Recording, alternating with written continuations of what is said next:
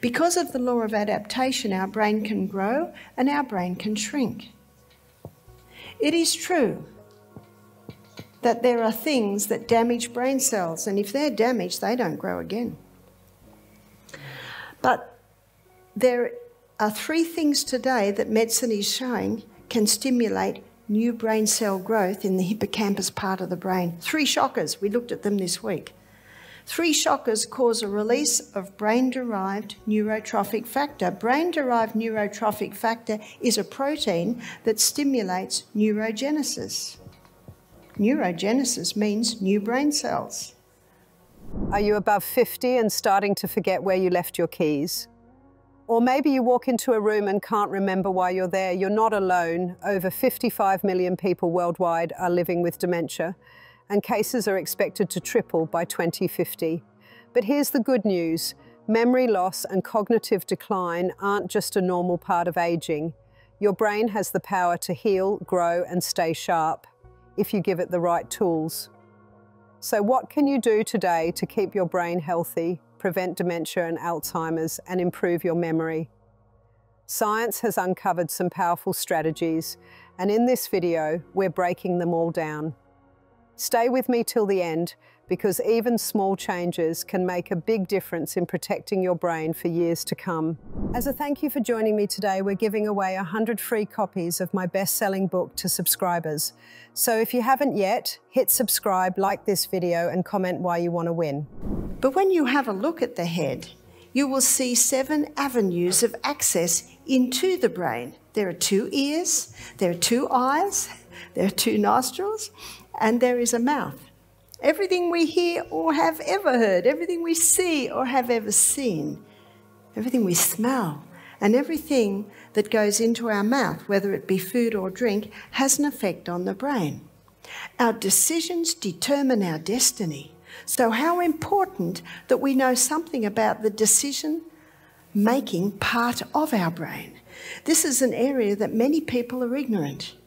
The little book, The Ministry of Healing, which I see is up the back in the foyer, it says in there on page 127 that the only hope of better things is the education of the people in right principles. It's a tragic thing today that in Australia, 50% of Australians have, are, or will suffer from some form of mental illness. And 1,700 cases of Alzheimer's is being diagnosed every day in Australia. These figures indicate that many people don't understand their brain, and they don't realise that we have more control over what we do and even what we say than we think we do. So in this short little time I have with you this morning, I'd like to just open the door a little bit and show you the parts of our brain where we make our decision and what influences them. So we're going to begin by looking at the brain. Now the brain, from side on, it looks a little bit like this. And there is what's called the limbic system. And the limbic system basically takes up about that part of the brain. And this limbic system is often called the emotional brain. And I think we all know about emotions. And I think we all know that emotions aren't a very good guide because they go up and down like the wind. But there's another part of our brain that God designed to actually control that limbic system, that emotional part of the brain. So to do this, we're going to have a look at the brain from top down. From top down, you will have a look at the brain like this, and in the front part of the brain, and we're going to call this the right side of the brain and the left side of the brain, and I think the way you're looking it is. So in the right part of the brain, you could call that the I want section. That's down there. Sorry, not the I want, the I won't. Now this is a very important part of the brain. Where it's very important is, no, I won't have that cigarette. No, I won't have that cup of coffee. No, I won't have that big steak. I'll have a bowl of lentils instead. And on the left part of the brain is the I will. And the I will part of the brain is also very important, because I will get out of bed and exercise this morning. I will go to bed early. I will make decisions that are helpful for my body. So you've got the I won't and you've got the I will. And we need a little bit of balance in there, and that's where we come to, right in the centre is the I want part of the brain. What do I want? Do I want a healthy body? And if I want a healthy body, then I can trigger the I won't do that, or I will do that. And God designed our brain so that this part of the brain, just here in the centre, is where our goals are. It's called the prefrontal cortex, or sometimes it's called the frontal lobe. This part of the brain is where reasoning, problem solving and decision making happen. It helps us think about consequences before we act. When this part is strong and well trained, it helps us make better choices. But if it is weak or damaged, emotions can take over, making it harder to control impulses or think clearly. The choices we make every day shape our future. What we eat, how we sleep, the way we manage stress, all of these things affect the brain. A poor diet filled with processed foods and sugar can slow down thinking and make emotions harder to control. Lack of sleep can make decision-making difficult and cause mood swings. Stress, if not managed properly, can overwhelm the brain and lead to anxiety or depression. Exercise plays a big role in brain health. Moving the body increases blood flow, bringing oxygen and nutrients to the brain. This helps with focus, memory, and mental clarity. Even a short walk can make a difference. People who exercise regularly often find it easier to stay motivated, control their emotions, and think positively. What we focus on also changes the brain. If we constantly think negative thoughts, the brain strengthens those pathways, making it easier to feel discouraged. But if we practice gratitude and positive thinking, the brain adapts to that instead. This doesn't mean ignoring problems, but choosing to approach them with a mindset that looks for solutions. The people we spend time with shape our thinking as well. Conversations, shared experiences, and even the emotions of those around us influence the brain. Spending time with encouraging and supportive people strengthens the mind, while constant negativity can drain energy and motivation. Unfortunately, there are many things today that people are doing that are actually clouding or compromising the part where our goals are, the part where our intellect, reason and judgment is. And we've been looking at that this week, though I haven't actually defined it as such. So dehydration compromises it. Late nights compromise it. Lack of exercise compromises it. Bad food compromises it. Bad air compromises it. So on the other hand, when we're well hydrated, when we're well slept, when we've got nourishing food in our bodies, when we're breathing in fresh air, we're having sunshine every day, then the I want part, in fact, one author called it the guardian. That's the guardian that's actually influences the wills and the wants part of the brain, which are, of course, affected by the limbic system, which is your emotional, your feeling part of the brain. What I'd like to do this morning, I'd like to use as my framework the 7 mental laws that govern the brain and show you how you can rewire your brain, show you how you can actually change even the way that you think. Isn't that good news? The first law is the law of cause and effect. Effect follows cause with unvarying degree all through nature, and never should the effect be blamed as the cause. I had a lady come to me and she said, I found the cause of all my problems. I've got chronic fatigue syndrome. I said, no, that's not the cause of all your problems. That's actually the effect. Even when someone says, I've got depression, do you know you can't just get depression? No problem happens without a cause. There is always a reason. In fact, to say someone just has something is to defy basic science. So we should always be looking at the cause of a problem. And sometimes the problem for depression could be too much coffee, dehydration. So that's the best place to start. When someone comes to me wanting help with depression, do you know that's what I do? I said, start drinking more water. Start easing off your coffee. You could stop your coffee straight away, but you might suffer. A clear indication that it's not doing you any good. I say start going to bed early. Start limiting your technology time. Start seriously assessing what you're watching and the effect it's having on your brain. Start exercising. But I don't feel like exercising. Yes, that's your limbic emotional brain. But what do you want? I want to feel good. I want to conquer my depression, so I will go and exercise. Can you see how that all threads into each other? The second law is the law of choice. And the law of choice, as you can see, is determined in that I want, the frontal lobe part of the brain, your guardian, where your goals are.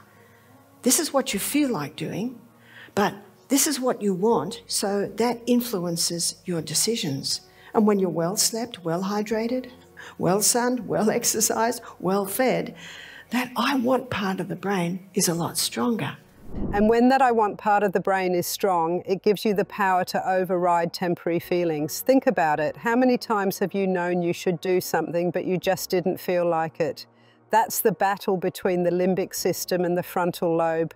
The good news is the more you strengthen your frontal lobe, the easier it becomes to make decisions based on what's truly best for you, rather than just how you feel in the moment.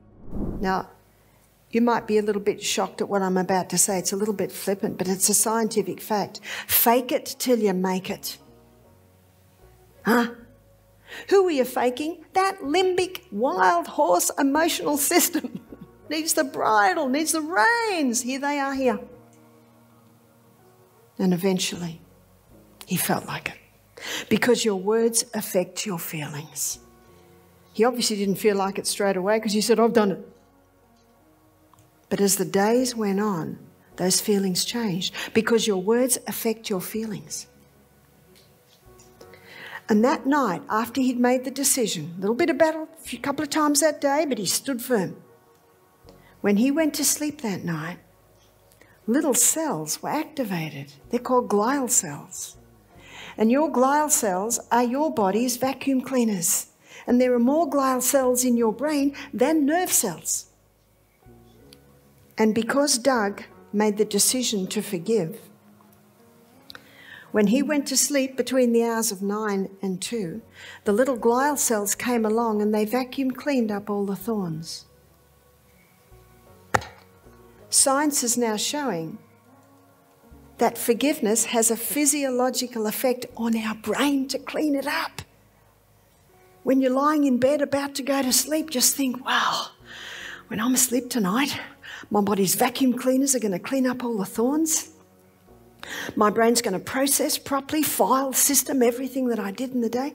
Amazing things happen when you sleep. What happens if you don't sleep? Sorry.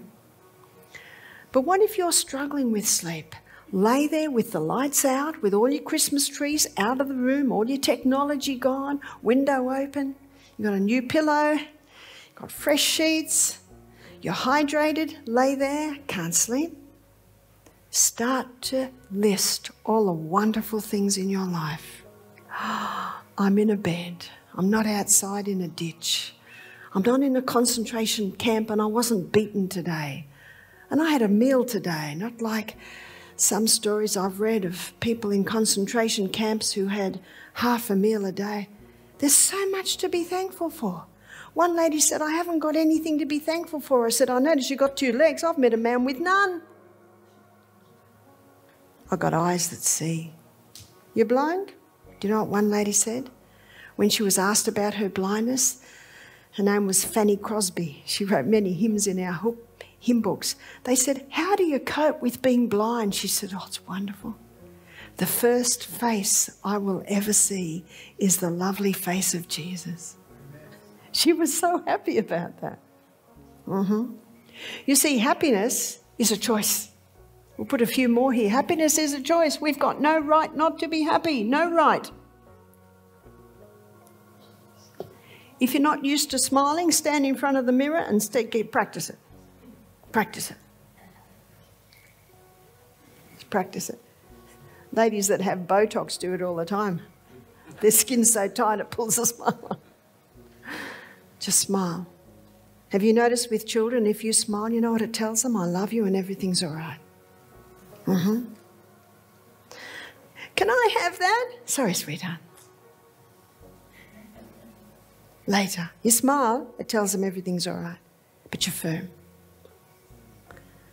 Forgiveness is a choice. Just do it. Just do it. You'll get better at it. Practice makes perfect. Practice makes permanent. Repetition is the mother of retention, and repetition deepens the impression. These pathways are built in our brain. We can rewire our brain. Right up until the day we die, we can rewire our brain. And if you say it's good, guess what? It will be. And if you say it's terrible, guess what? It will be. That's the choice factor. Repetition plays a key role in how the brain learns and adapts. When you repeat an action, thought, or skill, your brain strengthens the connections between neurons, making it easier to recall or perform the task in the future. This process is called neuroplasticity, which allows the brain to rewire itself based on repeated experiences. Every time you practice something, whether it's playing an instrument, speaking a language, or learning a new workout routine, your brain sends electrical signals through specific neural pathways. At first, these pathways are weak, making the task feel difficult or unnatural. But with repetition, the signals travel more smoothly and the process becomes more automatic. Think about when you first learned to ride a bike. At the beginning, balancing felt nearly impossible. Your brain was trying to coordinate multiple actions at once, pedaling, steering, and keeping your body upright. After repeated attempts, these movements became second nature. This happens because the brain strengthens the connections responsible for those actions, reducing the effort needed to perform them. Repetition also helps with memory. When you review information multiple times, your brain recognizes it as important and stores it in long-term memory. This is why students who go over their notes several times before a test remember the material better than those who only read it once. Not only does repetition make learning easier, but it also changes the physical structure of the brain. It increases the thickness of the myelin sheath, a protective layer around neurons that speeds up communication between brain cells. This is why experienced musicians, athletes, and skilled professionals can perform complex tasks with precision. Repetition can shape thought patterns as well. If someone constantly thinks negative thoughts, the brain strengthens those pathways, making negative thinking more automatic. On the other hand, practicing positive affirmations or mindfulness can rewire the brain to focus on more constructive and optimistic perspectives. My first husband had been a drug addict. He'd been a single father for 3 years. He'd been doing some homework. He'd been assessing certain women that he knew. And for some reason, I went to the top of the list. He said he was going to choose the wife analytically because he knows about this emotional limbic system. It doesn't mean you choose someone you don't like. That's why when he said to me, I'm very attracted to you, very important, and he said, and I love your character. Oh, I said, all right, I will. Just like that. But you've got to remember, we were friends. We were good friends. He said, okay, no need to wait, let's get married. But you actually can't get married that day. You have to give notice. So we got married 2.5 weeks later. Do you know, it was very interesting that afternoon he walked past the building and my heart began to beat and I thought, what's happening? And I thought, oh, that's right, I'm marrying him. I didn't realise what was happening. When I made a decision, I will marry you, I actually made a decision that I would love this man, yeah? And now it was safe to put my emotions on that. I didn't have to hold them back at all. I've been married to Michael for 21 years. It'll be 21 years in about 2 weeks. I love this man. Do you know he's never raised his voice to me? Do you know he's never got angry with me? Oh, women, don't we love that? Men, take note. But women never nag. because it never does any good. We've both got a part to play, is that right? Absolutely. There's a book called Have a New Husband by Friday, and it's by Keith Lehman. And the lady was reading the book and she threw it down halfway through the book and said, "Stupid book, all it's doing is talking about me." Exactly. Your reactions. Love is a choice. And that choice to love can be fed or it can be denied. And there are times when we must not put our love around an object that is unsafe or not ours to take. And love, our love, should be put around an object that is safe, that is ours to do. It should be fed with tender words and loving deeds. One lady said to me, "Barbara, it just annoys me the way you serve your husband. I'd like to take you home and train you." I said, "But my husband treats me like a queen." One lady said, "Well, I'm not going to treat him like a king until he treats me like a queen." Well, guess how to get him to treat you like a queen? You start by treating him like a king. You're teaching him.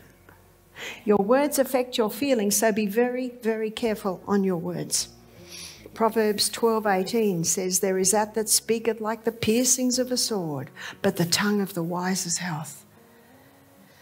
There are some things that need to be said, but you know what? They need to be said under the guidance of the guardian, against the guidance of God, who you have invited into your frontal lobe to give you wisdom. And James 1 verse 5 says, "If any man lack wisdom, let him ask of God, who giveth to all men liberally and upbraideth not, and it shall be given him. But let him ask in faith, nothing wavering, for he that wavereth is like the ships of the sea, driven with the wind and tossed. Let not that man think he will receive anything of the Lord." And that's why it says in Hebrews 4 verse 12, actually down a little bit for verse 16, "Let us therefore come boldly to that throne of grace, because we have a God that loves us." Can't your children come boldly to your throne, into your house? We never knock at our parents' house, do we? We just go straight in. It's our parents. This is our Father. Your words affect your feelings, so be very careful on your words. When we talk about love, emotions, and relationships, we often forget how deeply connected they are to brain health. Every thought, every choice, and every feeling we experience has a direct impact on our brain's chemistry and overall function.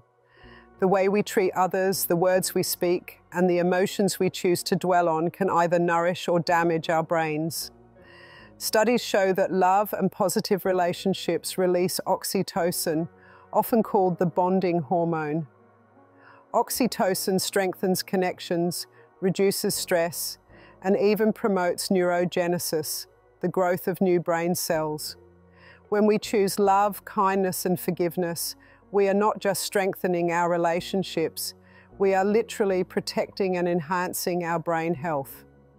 On the other hand, chronic stress, resentment, and negative emotions flood the brain with cortisol, the stress hormone. Over time, excessive cortisol damages neurons, particularly in the hippocampus, the area responsible for memory and learning. This is why people under prolonged stress often experience forgetfulness, difficulty concentrating, and even an increased risk of cognitive decline. Proverbs 17:22 says, "A merry heart doeth good like a medicine, but a broken spirit drieth the bones." Modern neuroscience confirms this truth. A joyful, grateful mindset promotes dopamine and serotonin production, neurotransmitters associated with happiness and mental clarity. When we engage in positive social interactions, encourage others, and choose to see the good in people, our brain responds by reinforcing these neural pathways, making it easier to maintain a positive outlook in the future. Choosing to love, serve, and uplift those around us is not just good for relationships, it is a powerful way to protect and heal the brain. Acts of kindness, whether through words or actions, activate the brain's reward system, creating a cycle of positivity that enhances cognitive function, emotional resilience, and even longevity. This is why Scripture emphasizes speaking life-giving words. Negative speech, whether in the form of gossip, criticism, or complaints, activates the amygdala, the brain's fear center, increasing stress levels. But words of encouragement, faith, and love activate the prefrontal cortex, enhancing rational thinking, decision-making, and emotional stability. So, as we choose our words wisely and nurture our relationships with love and patience, we are also making choices that strengthen and protect our brains. True love, guided by wisdom, doesn't just heal the heart, it heals the mind as well. So the way we love, speak, and treat others isn't just about relationships, it's about brain health too. Choosing kindness, gratitude, and uplifting words doesn't just strengthen our connections, it literally rewires our brains for better health and longevity. If you found this insightful, don't forget to like, subscribe, and share your thoughts in the comments. And as always, take care and stay mindful. See you in the next one.